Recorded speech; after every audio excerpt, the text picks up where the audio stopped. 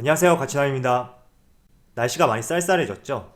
그래도 주말이니까 날씨와 상관없이 즐거운 주말 보내셨으면 좋겠습니다.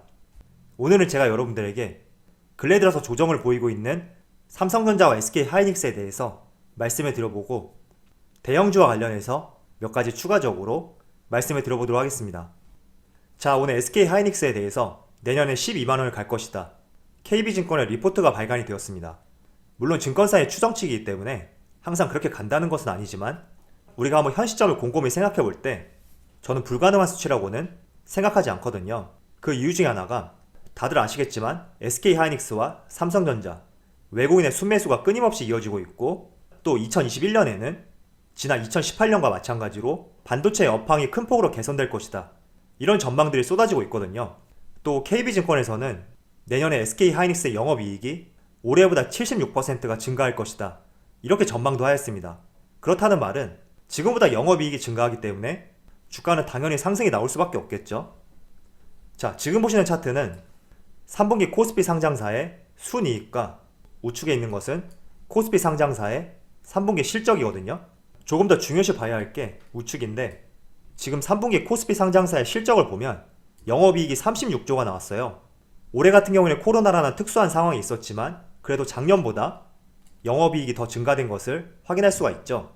자, 그리고 제가 지난번에 여러분들에게 몇 번 보여드렸던 자료가 있었는데 지금은 준비가 되지 않았지만 코스피 상장사의 전체 영업이익과 코스피 지수 관계에 대해서 그래프로 말씀을 드린 적이 있는데, 지난 2018년도 당시 코스피가 2600포인트를 돌파했을 때, 그때 같은 경우에는 코스피 상장사의 영업이익이 최대치를 기록했습니다. 약 160조 정도로 영업이익이 나왔었고, 그로 인해서 코스피 지수가 2600포인트를 돌파를 하였거든요. 자, 제가 영업이익하고 코스피 지수 관계에 대해서 왜 중요시 말씀을 드리냐면, 결국 주가라는 것은 실적에 수렴하게 되어 있거든요. 물론 개별적으로 종목들을 하나하나씩 봤을 때 실적과 주가의 관계가 맞지 않을 수도 있어요. 그렇지만 전반적으로 봤을 때 주가는 실적에 수렴한다, 이렇게 볼 수 있고, 그 때문에 내년 2021년을 지난 2018년과 비교해 보게 된다면 충분히 많은 언론사에서 말했던 코스피 2600포인트 이상, 그리고 조금 전에 말씀드렸던 SK하이닉스의 주당 12만원 불가능하지만은 않다고 저도 생각을 하고 있습니다. 물론 삼성전자도 마찬가지예요. 내년에 반도체 업황이 2018년도 못지않게 화랑의 예상이 되고, 또 특별 배당이라든지 향후 3년간의 주주 환원 정책, 이런 좋은 이슈들도 있으니까 저는 오히려 삼성전자와 SK하이닉스 지금처럼 조금 눌리는 구간을 활용해서 언제나 좋은 기회로서 생각을 해보신다면 반드시 내년에는 좋은 성과가 있지 않을까, 이렇게 생각하고 있습니다. 자, 삼성전자 차트 잠깐 말씀을 드릴게요. 최근에 지금 4거래일째 조금씩 눌리고 있는데 저는 당연하다고 말씀을 드리고 싶어요. 그동안 강한 상승이 나왔었기 때문에 눌리는 것은 당연한 모습이다, 이런 생각을 하고 있고, 이런 조정 구간, 눌리는 구간, 이런 구간에 대해서 이해를 하지 못한다면 굉장히 주식이 어려워질 수 있거든요. 그래서 언제든지 이런 눌리는 구간에 대해서 이해를 할 줄 알아야 되고, 또 이런 구간이 좋은 매수의 기회가 될 수 있다, 이렇게 말씀을 드리겠습니다. 그리고 늘 말씀드린 대로 정말 지속적으로 상승하는 종목이라면 여기 21선과 61선 중앙 차선이라고 말씀을 드렸죠. 이런 차선을 중심선으로 생각하면서 매매 전략을 세워보셨으면 좋겠습니다. 자, SK하이닉스도 마찬가지예요. 최근에 지속적인 상승이 나왔고, 삼성전자와 마찬가지로 4거래일째 일부 조정 구간을 보이고 있는데, 이 종목도 마찬가지로 지금 21선하고 61선 정말로 상승이 가능한 종목이라면 21선과 61선을 토대로 우상향하는 모습이 나올 텐데, 현 시점에서는 조금 이격이 많이 벌어져 있단 말이죠. 그래서 이런 부분들을 잘 참조하시면서 내가 어떤 시점에 진입을 해볼지 한번 생각을 해보셨으면 좋겠습니다. 자, 지금 보시는 차트는 대한항공인데 제가 여러분들에게 하나 말씀드리고 싶은 것이 있거든요. 자, 우리가 삼성전자처럼 지속적인 배당을 받고 꾸준하게 적금식으로 매수할 수 있는 그런 종목이 아니라면 어쨌든 매수하는 시점이 있고 매도하는 시점이 있을 거란 말이죠. 그리고 개인들마다 목표로 하고 있는 투자 수익률도 있을 거예요. 어떤 분들은 20%, 어떤 분들은 또 50% 이렇게 수익률이 제각각일 텐데, 지난 11월 16일 차트를 한번 볼게요.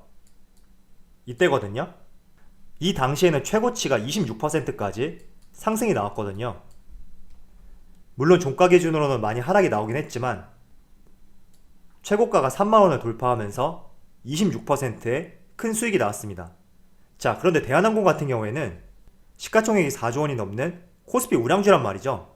그런데 이렇게 무거운 종목이 하루에 26%의 큰 상승이 나왔다는 것은 목표했던 수익률이 26% 이상이라고 하더라도 저는 1차적으로 매도를 하고 보는 것이 맞다, 이렇게 생각하고 있습니다.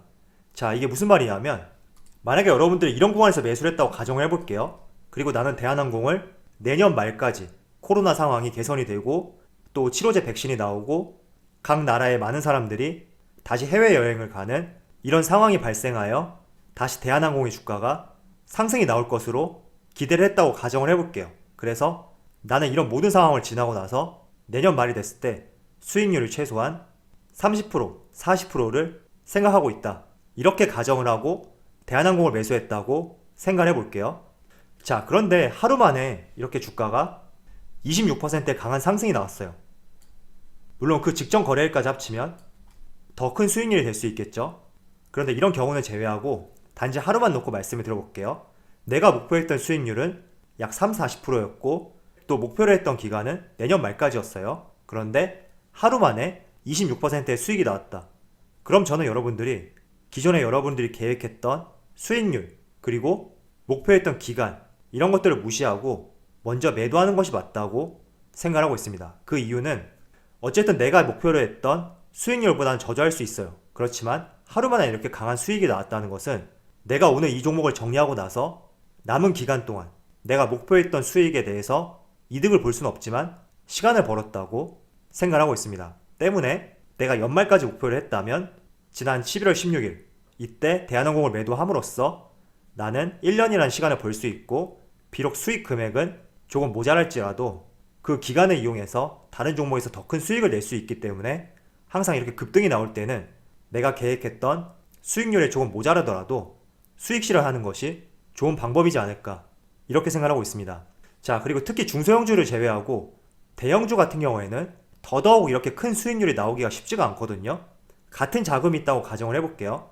코스닥 시가총액 1000억도 되지 않은 종목과 코스피 시가총액 10조가 되는 종목, 이렇게 두 경우가 있을 때 코스피 같은 경우에는 1% 올리는 자금으로 코스닥에서는 5%, 10%까지도 올릴 수가 있단 말이에요. 코스피 우량주, 대형주 같은 경우에는 정말 급등이 나오기가 쉽지가 않아요.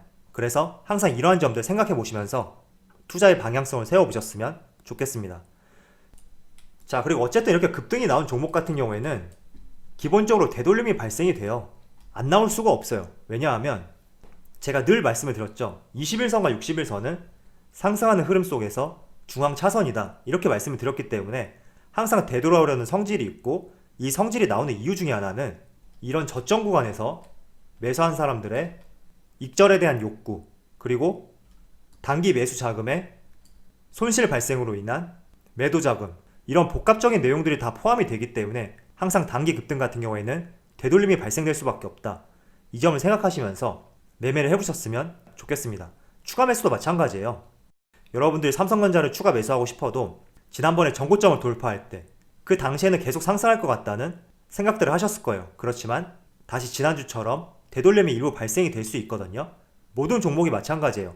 항상 이런 원리를 잘 생각하시면서 내가 어느 시점에 매수를 해야 되는지 조금은 생각을 달리해서 들어갈 필요가 있다고 말씀드리겠습니다. 아마도 주식을 처음 시작하셨을 때는 11월 16일 같은 이런 차트에 상당히 많이 들어가셨을 거예요. 그렇지만 내가 주식을 조금 더 해보고 흐름에 대해서 원리를 조금이라도 알고 있다면 이런 차트에는 들어가지 않죠. 자, 아시아나항공도 마찬가지예요. M&A 소식으로 인해서 아시아나항공과 대한항공 모두 비슷한 흐름이 나왔는데 항상 우리는 이렇게 급등이 나오는 자리에서는 절대 들어가서는 안 되는 자리다, 이것만 기억을 하시고 이렇게 급등이 나올 때는 반드시 되돌림은 발생된다, 이 점만 기억을 하세요.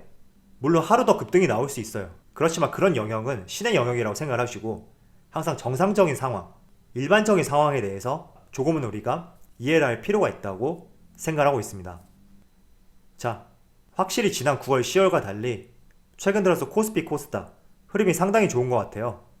물론 종목 쏠림 현상도 있기 때문에 내가 가진 종목들은 상승이 안 나올 수도 있습니다. 하지만 항상 섹터는 돌고 돈다, 이 생각을 하시면서 느긋한 마음으로 대응을 해 나가셨으면 좋겠습니다. 그럼 오늘 영상에서 마치도록 하고요. 언제나 여러분들의 성공 투자를 기원하도록 하겠습니다. 감사합니다.